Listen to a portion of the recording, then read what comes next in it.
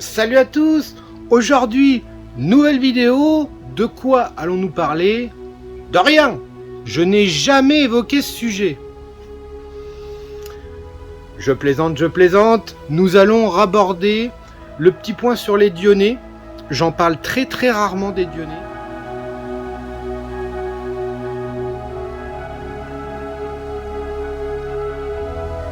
Tout d'abord, pour commencer, je pense que la plupart de vous ont appris le décès d'Éric Doriac, qui était le responsable de Dionnées Île-de-France. Éric, regardez régulièrement mes vidéos, ne ratez aucune de mes vidéos. Donc aujourd'hui, évidemment, j'ai une petite pensée pour toi quand même, parce que je tourne une petite vidéo. Éric était un client fidèle de chez nous et il aimait bien ma pépinière, donc je faisais une petite parenthèse pour Éric. On pense évidemment à sa famille et je vais revenir sur le sujet des Dionnées. Donc les Dionnées, on me demande régulièrement, et c'est régulièrement, on voit des noms différents. Donc des noms différents, ça veut dire que c'est un cultivar. C'est bien un cultivar. L'espèce Dionnées, il n'y en a qu'une, c'est Muscipula. Donc avec les Dionnées, en n'ayant qu'une seule espèce, nous ne pouvons pas hybrider les Dionnées. On peut faire des croisements entre cultivars qui sont pas forcément évidents à tenir la caractéristique, vu qu'il s'agit d'un cultivar, un petit changement génétique au moment d'un semis fait dans le passé. Donc c'est plus difficile de stabiliser des caractéristiques pour redonner aux descendants en partant de croisements de cultivars. Donc un cultivar, c'est bien un petit problème génétique qu'il y a eu sur un semis. Enfin, c'est pas forcément un problème génétique qu'il faut éliminer la plante, c'est juste qu'il y a une petite caractéristique qui est sortie. C'est comme en milieu naturel. Si vous amusez à arpenter le territoire des Dionnées, à mon avis, vous verrez par endroits des Dionnées qui n'ont pas forcément l'aspect d'une Dionnée, qui vont avoir des dents différentes, une couleur différente. Voilà, tout ça, c'est tout à fait naturel au niveau du semis. Donc des cultivars aujourd'hui, il en existe, je ne sais pas combien, mais il en existe un sacré paquet. Donc, les plus grosses caractéristiques pour la Dionnée, ça va être d'une, si c'est des grosses formes, donc des plantes géantes qu'on appelle ça, nous allons avoir les formes des dents et nous allons avoir les couleurs. Donc les couleurs, on va pas passer par 1000 étapes, c'est soit vert, soit rouge, soit des fois on a des petites nuances, voilà, avec des plantes qui ont tendance à devenir blanches, ou les deux couleurs, rouge et vert. Mais ça ne sera jamais sélectionné à cause de cette caractéristique. Toujours les couleurs rouge, vert ou blanche. Après, nous avons possibilité d'avoir ces couleurs-là, qui est un cultivar de base, qui est rouge et vert. Admettons, par exemple, si on prend la Dionnée Sautou, que tout le monde connaît, c'est la petite Dionnée en dents de scie. Donc la Dionnée Sautou, je vais vous en prendre une.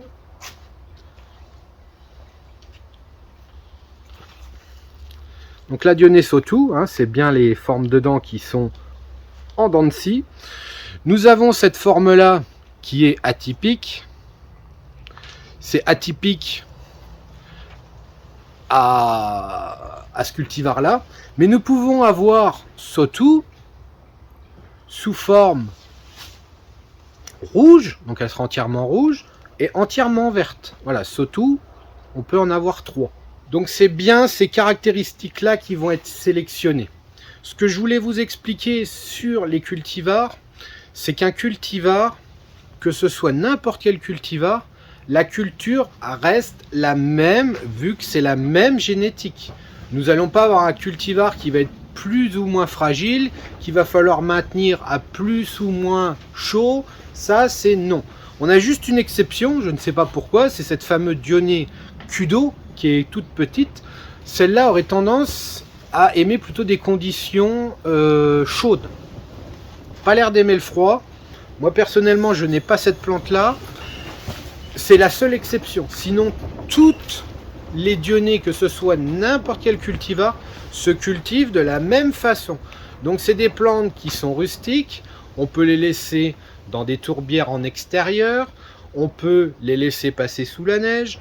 Tout ça ne pose aucun souci pour les dionnées.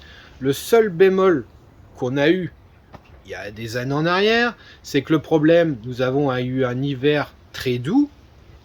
Donc les plantes n'ont pas réussi à trouver réellement leur dormance. Qu'est-ce qu'elles ont fait? Au mois de février, elles ont tenté leur chance. Elles ont tenté de lancer des fleurs. Quand ça sort de dormance, nous avons les hibernacles ou les pseudobulbes qui s'éclatent pour laisser passer la végétation. Et c'est à ce moment-là qu'on a eu des températures très extrêmes. Et là, ça a été une année catastrophique. Mais ça peut être des problèmes naturels. C'est des problèmes naturels qui peuvent arriver sur une année qu'on ne peut pas prévoir de cette façon-là. Mais une dionée à la base, une dionée reste en extérieur. Une dionée ne se cultive pas dans une salle à manger ou dans une cuisine. Il faut obligatoirement la lumière à fond. Le plein soleil est le meilleur. Donc on va me dire, ouais mais derrière la fenêtre, c'est la lumière max, je suis exposé sud. Non, vous avez toujours cette lumière qui arrive de façon latérale, donc ce n'est pas une lumière directe, constante du matin au soir. Les rayons du soleil, comme je l'ai déjà dit, sont filtrés par les fenêtres grâce à des filtres UV sur les fenêtres. C'est latéral. Les jours gris, ne parlons même pas des jours gris, ils ne reçoivent aucune luminosité. Et c'est des plantes qui ont besoin de froid en hiver automatiquement. On ne peut pas laisser des dionnées à 18-20 degrés. Vous essayez de cultiver des dionnées en intérieur, ça revient pareil que si on essaye de cultiver une plante d'extérieur française dans une maison. Ça nous viendra jamais à l'esprit de cultiver, je sais pas moi, d'essayer de planter des arbustes de chez nous ou des plantes vivaces, comme un iris. On a les iris qui sont proches des sarracéniens avec leurs rhizomes. Par exemple, si vous prenez un iris de jardin, ça vous viendra jamais à l'esprit de mettre un iris derrière une fenêtre pour qu'il ait le soleil. Donc les dionnées, c'est exactement la même chose. Il leur faut le max de lumière. Déjà qu'en France, nous ne sommes pas super top niveau ensoleillement suivant les régions de France. Et il leur faut du froid obligatoirement en hiver pour être en dormance comme il se doit. Nous avons des vieilles méthodes. Il y a 15 ou 20 ans, on faisait comme ça. Quand on voulait avoir des dionnées sous des climats tropicaux, certains, ce qu'ils faisaient, c'est qu'ils prenaient les pseudobulbes, ils les mettaient au frigo pendant l'hiver. Donc ça provoquait la dormance. Aujourd'hui, je ne sais pas si ça se fait encore réellement, ces choses-là, mais on mettait tous ces pseudobulbes dans des sacs zip et on mettait au frigo pour qu'elles puissent avoir leur dormance, vu que certains pays dans le monde ont une température constante de 25 degrés toute l'année. Donc ça se faisait comme ça. Si on prend vraiment les températures extrêmes, si on remonte sur le Canada ou quoi, là, c'est pareil, il y a des solutions à avoir, parce que c'est pareil, quand vous avez des périodes du Canada où c'est qu'il va faire moins 25, moins 30 de façon répétitive, c'est pour ça qu'on ne trouve pas de dionnées sur le territoire canadien. C'est pour ça qu'on les trouve bien sur le territoire de la Caroline aux États-Unis. Sinon, on en aurait partout dans le monde.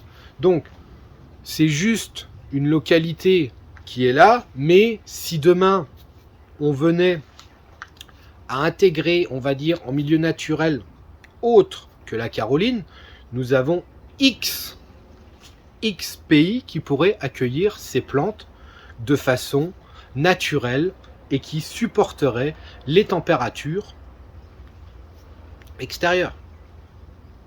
Sur ce, j'espère vous avoir un petit peu éclairé. Je vais vous montrer une petite dionée particulière. Tiens, avant de terminer, comme ça vous verrez une belle petite dionée. C'est la Fusitou. Donc la Fusitou, elle est vraiment particulière au niveau de ses dents. Alors, on a l'impression que toutes les dents sont quasiment soudées. Celle-là, voilà, c'est une dionée, qui est pas récente. Il y a des cultivars, il en sort régulièrement. Mais ça, c'est une des plantes c'est une des dionées que je préfère. Sur ce, je vous dis à la prochaine et portez-vous bien.